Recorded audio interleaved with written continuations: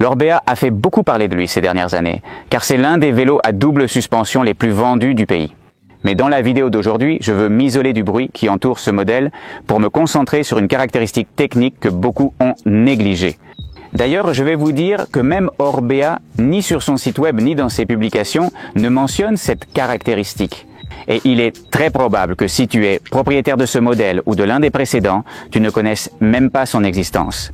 Je vous parle du système d'amortisseur régressif et de pourquoi il est si différent par rapport à la concurrence. Si tu aimes apprendre sur les systèmes d'amortissement, peu importe si tu as une Oizono, reste sur la vidéo car je suis convaincu que ça va te plaire.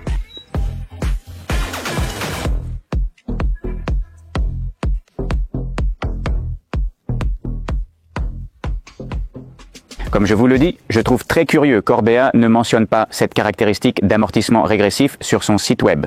Ils affirment que c'est un cadre léger, un système monopivot avec flexion des haubans, une biellette et du carbone optimisé. Pour ma part, ma curiosité vient surtout du fait qu'il n'y a quasiment aucun autre vélo avec un système régressif sur le marché. Toutes celles qui peuvent vous venir à l'esprit sont progressives. La Specialized Epic est progressive, la Cannondale Scalpel est progressive, la Canyon Lux est progressive, la Trek Super Caliber est progressive. Et cette liste pourrait être infinie. Aujourd'hui, nous allons voir ce que signifie progressif et régressif, ainsi que les caractéristiques qu'un système régressif peut apporter à un vélo comme celui-ci. OIZ, comment distinguer un système progressif d'un système régressif ? Eh bien, la première chose à prendre en compte, c'est que tout système d'amortissement est constitué de deux éléments. Le premier concerne la conception du cadre, le volume du bras oscillant arrière, la biellette, les points d'ancrage de l'amortisseur, les pivots principaux, etc. Et le deuxième élément concerne l'amortisseur. Parmi ces deux éléments, le seul qui fait qu'un vélo a un comportement progressif ou régressif, c'est la conception même du vélo. L'amortisseur peut avoir son propre réglage interne, etc. Mais il ne déterminera pas si le vélo sera progressif ou régressif. Alors, pour vous expliquer comment fonctionne un système progressif, je vais utiliser un amortisseur, même si cela n'a rien à voir avec le sujet. D'accord ? Mais je pense que ce sera plus facile à comprendre visuellement. Un système progressif est celui qui, lors du premier débattement dans cette partie ici, nécessite des forces, des impacts très légers pour s'activer. Et à mesure que la course avance et que l'amortisseur travaille déjà dans cette zone ici, où il a pratiquement utilisé toute la course, il faut que l'impact que nous recevons sur l'essieu arrière soit beaucoup plus important pour fonctionner. Sur le papier, cela a un aspect positif, surtout sur les vélos de rallye, en montée technique. Là où la roue arrière lie très bien le terrain, en s'adaptant, disons, aux irrégularités qui sont petites. Petits cailloux, petits graviers, petites racines. Et c'est là qu'on a toujours dit que le vélo lie très bien le terrain en s'adaptant. Il présente d'autres inconvénients que nous allons évoquer. Mais je souhaite d'abord que vous compreniez le fonctionnement d'un système régressif. Et qui de mieux pour l'expliquer que Ander Corral lui-même, qui est le chef de produit d'Orbea pour les vélos de montagne. Depuis, pas ses premières, mais celles de ses deuxième générations, un système régressif, comme tu le dis bien, a été maintenu. Au niveau du pilotage, ce qui se passe, c'est que l'amortisseur, selon la force qui lui est appliquée depuis le sol, selon les chocs.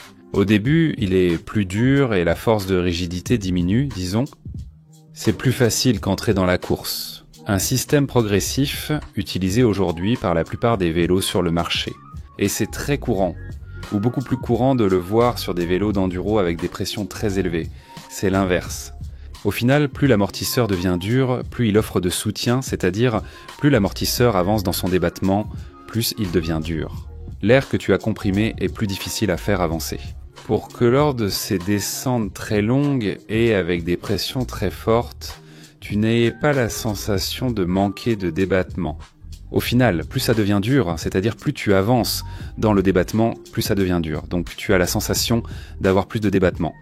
Et nois que c'est un peu la sensation contraire, mais bon, avec certaines nuances pour qu'on reste dans une conduite confortable et que tu gardes tout le contrôle de ta vie.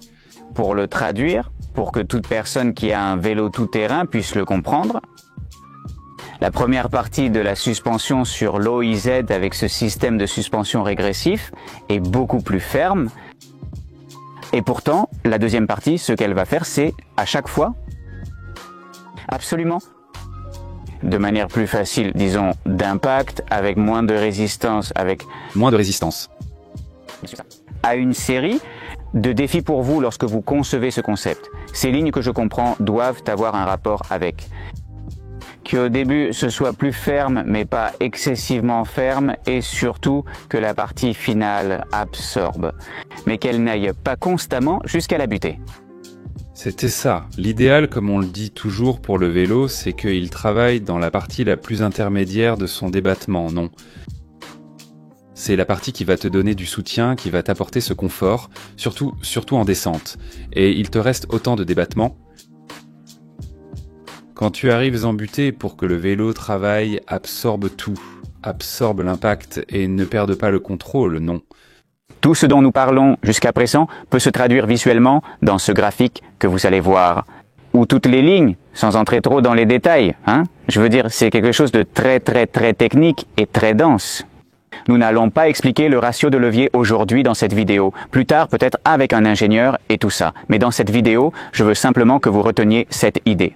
Et c'est que toutes les lignes que vous voyez, qui commencent en haut et finissent en bas, définissent des systèmes progressifs. Comme vous le voyez, seule la ligne de haut I7 va de bas en haut. C'est clairement un système régressif. Au vu de nos évolutions, la mention des utilisateurs d'équipement. Prioriser le fait que le vélo dont je vous ai parlé n'est pas le même qu'un vélo d'enduro, donc il faut donner la priorité aussi bien aux montées qu'aux descentes. Donc ce point de...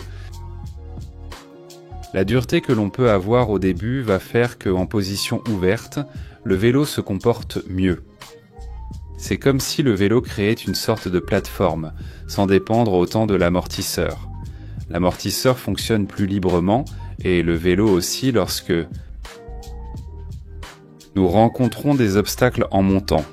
Le vélo reste bien collé au sol, mais il va sortir de ces obstacles ou avancer plus facilement qu'un vélo avec une autre courbe. Ce qui va se passer, c'est qu'il aura tendance à s'enfoncer dans le parcours. Pour être plus collé au sol et franchir cet obstacle avec la roue très collée au sol, n'est-ce pas? En revanche, si on dobla sur les 5 Z sans aller jusqu'à rebondir, l'idée est de toujours maintenir la position du coureur. En jouant sur une plage de débattement d'amortisseurs légèrement réduite, qui nous permettent d'avancer, qui fassent que le vélo avance vers l'avant, qu'il ne reste pas, disons, écrasé à l'arrière, n'est-ce pas? Comme si la roue n'était pas trop paresseuse pour franchir l'obstacle. Ce qu'Ander veut dire, c'est qu'un vélo progressif, peut-il y avoir un aspect négatif lié au moment d'ouverture de l'amortisseur? Même les vélos qui ont 3 positions, on peut parler de la position intermédiaire. Parce que, comme c'est la première partie du débattement, très sensible, au moment où l'on ouvre l'amortisseur, rien qu'avec le poids du cycliste, le vélo s'enfonce à l'arrière. Et cela modifie l'angle du tube de selle, ce qui l'ouvre et a une conséquence très négative sur notre pédalage. Et en fait, automatiquement, en abaissant la position de la selle, notre angle de hanche se ferme. D'un point de vue biomécanique, on cherche toujours à éviter cela. Il est plus difficile de produire de la force de pédalage avec un angle de hanche fermé couvert. Par exemple, ces cyclistes professionnels comme Vingegaard et Pogačar popularisent aujourd'hui l'usage de manivelles plus courtes. Ils le font dans le but ultime de générer des angles de hanche plus ouverts au moment où la jambe ou le genou est le plus haut. Sur l'Orbea Oise, comme la première partie du débattement est beaucoup plus ferme, nous n'avons pas ce problème. Parce que le poids du cycliste n'implique pas de modification de la géométrie du vélo et, par conséquent, pas non plus de modification de la biomécanique du cycliste. Dans le passage de fermé à ouvert, tu remarques que la position de conduite n'a pas changé, que l'amortisseur n'a pas réagi brusquement. Et tu as mangé tout le sac? Au final, avec le type de système utilisé par Orbea OIZ, lorsque tu ouvres, comme il faut plus de force pour ouvrir l'amortisseur, tu ne t'enfonces pas dans le débattement. Au final, cette sensation en vélo tout-terrain où on n'est presque jamais sur du plat, on est toujours en train de monter. Une pente de plus de 10%, ce sera encore plus accentué parce que tu as plus de poids sur la roue arrière. Donc l'une des priorités était que, indépendamment de quoi, Réglage de position de verrouillage, tu gardes une position la plus... Reste fidèle à la géométrie du vélo sans trop t'enfoncer dans le débattement. Oui, car cela a aussi un impact biomécanique. Rappelons-nous qu'un vélo de route, un gravel, au final, la biomécanique, les angles que tu as, les degrés du vélo lui-même et tout le reste sont les mêmes, mais en vélo tout-terrain, c'est variable, cela dépend du moment de compression de la fourche. Surtout l'amortisseur, oui, l'amortisseur. L'amortisseur, oui. Dans un système progressif, avec un amortisseur très gourmand, l'angle du tube de selle va complètement changer en position ouverte. Les angles de mouvement de ta hanche, de tes genoux, de tes chevilles vont aussi être modifiés. Et ce n'est pas vraiment optimal. Oui, c'est ça. Nous allons ouvrir ici le comptoir des biomécaniciens en vélo tout-terrain. Il est évident qu'il est plus facile de jouer avec un vélo de route qu'un vélo tout-terrain. Tu viens de dire, sur un vélo tout-terrain, quand tu règles les suspensions ou fais une étude biomécanique, tu fais ça sur du plat. Dès que tu te retrouves sur une côte en montée, là où tu vas passer 86% de ton temps à pédaler vers le haut, cela n'aura aucun lien avec la position sur laquelle tu as travaillé, que ce soit sur du plat ou avec le vélo bloqué ou intermédiaire. L'idéal est de garder ta position aussi fidèlement que possible à la réalité en toute situation. Le système de suspension aide toujours à cela. Il aide ou il n'aide pas, cela dépend du type de système de suspension. Tu peux t'éloigner davantage ou t'approcher moins de ta position idéale de pédalage. Mais disons que avec l'OIZ, avec l'amortisseur complètement ouvert, il est beaucoup plus facile d'être dans ta position idéale de pédalage. Ce serait celle que le biomécanicien t'a donnée en statique, sans irrégularité du terrain, lors de son étude, etc. Grâce à ce système régressif. C'est ça. C'est l'une des choses qu'on a toujours essayé de privilégier, le fait de ne pas avoir ce changement de position. Et c'est aussi l'une des raisons pour lesquelles aujourd'hui également. En utilisant le vélo avec le système ouvert, t'as cette sensation que le vélo est très efficace. En pédalant, ce n'est pas un vélo qui pollue, parce qu'il te donne cette plateforme imaginaire de pédalage. C'est pourquoi l'Orbea OIZ à l'essai ressemble davantage à un vélo de cross-country avec un débattement porté à 120 plutôt qu'à un enduro aux suspensions modifiées. Comme, peut-être, on peut avoir ce ressenti sur un Scott Spark, un Mondraker F Podium, ce genre de vélo, plus radicaux dans ce sens. La sensation a toujours été celle d'un vélo peut-être très pensé pour le public, pour qu'il puisse en tirer le maximum. Un public très racing, axé performance. Oui, c'est un vélo de pur rallye. Et en fait, dans cette version, dans cette dernière évolution de l'OIZ en 23, l'idée principale était de conserver le caractère racing. Du vélo de 120 qui caractérise, enfin du vélo de 100 qui caractérise l'OIZ, ce qui transformait en un vélo de cross-country moderne, plus performant et avec 120 mm de débattement. Dès que tu montes sur le vélo, tu le ressens, non? C'est typique du cross-country.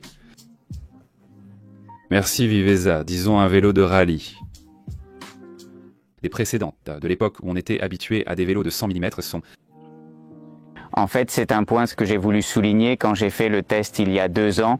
Beaucoup de marques sont passées aux 120 mm gagnants en capacité dans les descentes, angle de direction plus ouvert, etc., etc. Mais on a perdu une grande partie, beaucoup de réactivité sur ces vélos. Cependant, aujourd'hui, c'est l'une des rares où le changement s'est peu fait sentir. Elle a gardé l'essence de cette réactivité. Oui, au final, on dirait que les vélos de cross-country ont eu tendance à être des mini-vélos d'enduro, non? Mais il est vrai qu'au niveau de la géométrie, on s'est beaucoup rapproché de ce qu'étaient les géométries d'enduro d'il y a quelques années. Ils ont aussi perdu cette partie de réactivité liée à notre sujet, n'est-ce pas? À la façon dont agit la suspension. Quel réglage possède un amortisseur? Est-ce celui d'une OEF? Est-il réglé de manière complètement différente de celle de n'importe quel autre vélo, avec un système de flexion de haut banc, un monopivot, mais qui puisse être progressif? Oui, c'est-à-dire, en plus de Le vélo avec sa courbe spécifique t'apportera certaines caractéristiques et une autre partie influence aussi beaucoup son comportement. Ça va être l'amortisseur qu'on laisse, non? Donc tous les vélos à suspension arrière ont un réglage spécifique des amortisseurs. C'est fait sur la base de différents tests, d'abord sur ordinateur, puis ensuite des essais sur le terrain. Et vraiment, le réglage de l'amortisseur aujourd'hui, avec des amortisseurs qui ont beaucoup évolué par rapport au passé, a une influence très importante sur le comportement du vélo, non? Et un bon exemple est la OIZ dans le modèle précédent, la OIZ qui est sortie en, si je ne me trompe pas, 2019 ou 2020. Nous avions deux modèles. Il existait un modèle TR avec 121 mm de débattement et un modèle OIZ standard avec 100 mm avec 100 mm. Ces deux vélos avaient initialement des amortisseurs différents. L'utilisateur le percevait dans le fait que quelque chose de simple, comme avec le squeeze lock. En position intermédiaire, la sensation de plateforme de pédalage d'un modèle à l'autre était différente. Et il est vrai qu'en option TR, c'était une position intermédiaire plus subtile, plus proche de l'ouverture que de la fermeture, et sur l'autre modèle, c'était une position intermédiaire, plus proche de la fermeture que de l'ouverture. Mais ce n'était pas un résultat du vélo, c'était un résultat du réglage de l'amortisseur qui était présent sur chaque modèle. C'est-à-dire tout simplement les deux vélos en position ouverte ne se comportaient pas de la même façon. Un vélo, et cela est dû au réglage de l'amortisseur que chacun avait, n'est-ce pas? Ensuite par la suite, cela a été unifié, et jusqu'à aujourd'hui, il n'existe qu'un seul modèle avec un réglage également spécifique. Quelles conclusions pouvons-nous tirer après tout ce que nous avons entendu? Je pense qu'il y en a au moins trois. La première de toutes, les apparences sont trompeuses. Ceux qui disent « Eh bien, ce vélo a été copié d'un autre parce qu'il a l'amortisseur dans la même position ». Vous voyez bien que cela n'a rien à voir. La deuxième question, des systèmes similaires, tels ce monopivot, avec flexion des haubans et articulation sur divers vélos, peuvent avoir des comportements résultants très différents. Cela dépend toujours du design que l'ingénieur a voulu réaliser. C'est très important. En conclusion, l'Orbea OIZ a su préserver, pour mon plus grand plaisir de VTTiste à l'ancienne, son caractère racing et pur cross-country.